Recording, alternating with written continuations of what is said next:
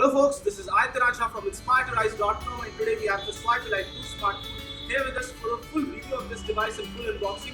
We will see how well does it perform during day-to-day tasks and how well does it perform during gaming, and apart from that we will see how long does its battery life lasts. So guys, let's begin.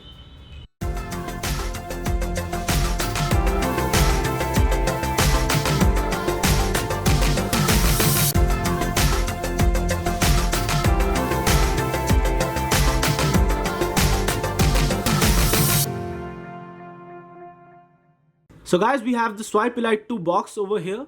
Hi Priyanka, how are you? And let us just look at the back. The specifications of the device are written over here, and the capacity, everything, connectivity. It's a 4G LTE smartphone, and the other details are on this side. You have other details over here, and apart from that the Swipe Lite 2 logo over here.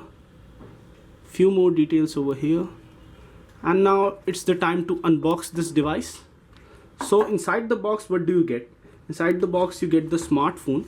The smartphone that we got had a cover, soft silicone cover already with it. While this may not be the case for every other smartphone on every other retail unit that you might get, but still it's great enough. And what else is inside the box? So inside the box you get the adapter for charging the device, USB adapter. And what else do you get? You get a micro USB to USB cable, documentation, a warranty card, and sadly enough no earphones inside the box. One of the sad things about many manufacturers today that they don't include earphones inside the box. So guys, let us just move forward and test few more things about the smartphone. Inside the hood, the smartphone has a MediaTek MT6735 chipset, which has a quad-core processor inside, clocked in at 1.30 GHz, and it comes with around 1 GB of RAM, and everything else about this device is visible over here, Android 5.1 and other stuff about this device. The device comes with a 1900 mAh battery, which lasts you throughout the day because of the fact that it does not take up too much resources, and also because of the fact that it does not have a too high resolution display. The Swipe Lite 2 has a decent build quality, as is seen over here. When you just touch and feel these parts, it has a very nice, smooth, soft, matte finish on the back. The speaker grill is on the back, and apart from that the camera module is a little bit protruding out, which is something which can get scratched when you keep it on a flat surface. You have the volume rocker as well as the power button on the right hand side. Nothing on the bottom except for the small mic. You get the micro USB as well as the 3.5mm jack on the top. So guys, this was it for the design, and the display on this device is a 960x540p display, and it's a 4.5-inch display. For a 4.5-inch display, the resolution is decent enough. It comes with Freedom OS 1.1 out of the box. And let us just move forward and show you few more things. The Freedom OS is a skin made by the Swipe guys, and it comes with several other nifty features like Swipe Cleaner, which cleans up your RAM and everything. Reach the best optimization.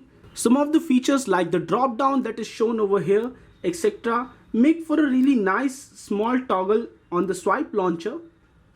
You have a flashlight toggle and a lot of other small toggles. Almost everything on this device is stock Android. Not much has been changed on this smartphone. There are few features which feel very good. For example, you have this over here wherein you can see which are the topics which are trending right now. Now guys, let us just test the camera of this device. The camera of this device, the back camera is an 8 megapixel camera, while the front camera is a 5 megapixel camera. So let us just show you some of the snaps that we took.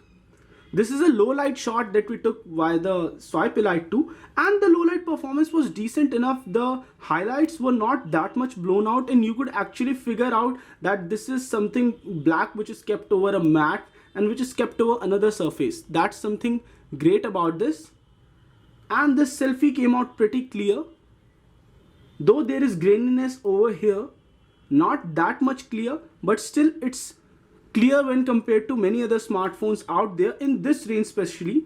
And this is a picture that we took when we had the HDR mode enabled, and this picture is really bad because of the fact that this flower was originally orange, not the shade of yellow that is seen over here. So the HDR mode resulted in very bad colors. When we took the same picture without HDR mode, it came with the original colors of the flower, which means that the HDR mode does tend to blow out colors on this smartphone. This is the accurate color of the flower, even with so clear details without the HDR mode. So that's good about this smartphone. The camera on this device is good. For this price range, it comes with various features also, like HDR mode and other features to crank up the ISO and stuff like that. And we will test the benchmarks on this smartphone. The device scored around 20,430 on the Antutu benchmark. It scored 57.7 FPS on the Nina Mark II benchmark, which is pretty nice for a smartphone like this.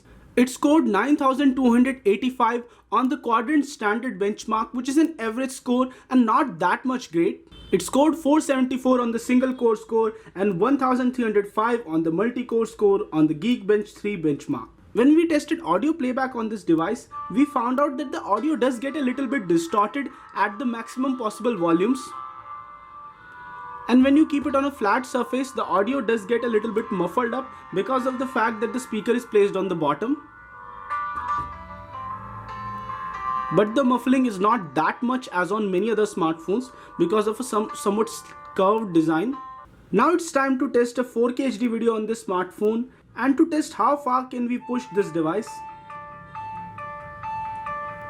So the audio hasn't gone by now, but still the audio goes away frequently, which shows us that it's not that capable smartphone.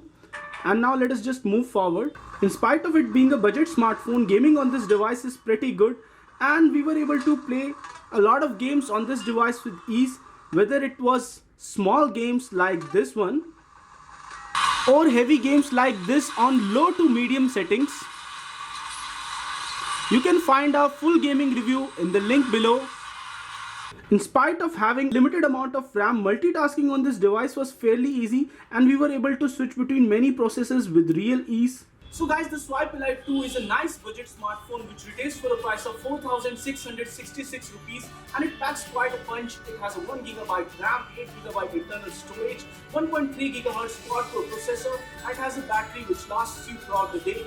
You can already see in our gaming review how well does it perform during gaming sessions, and overall it's a nice budget deal. And when you compare it to the other smartphones in this range, for example the U-Uni as well as the other smartphones like Ficom Energy 653, it's a very nice smartphone and it's right up there on the top amongst the budget smartphones.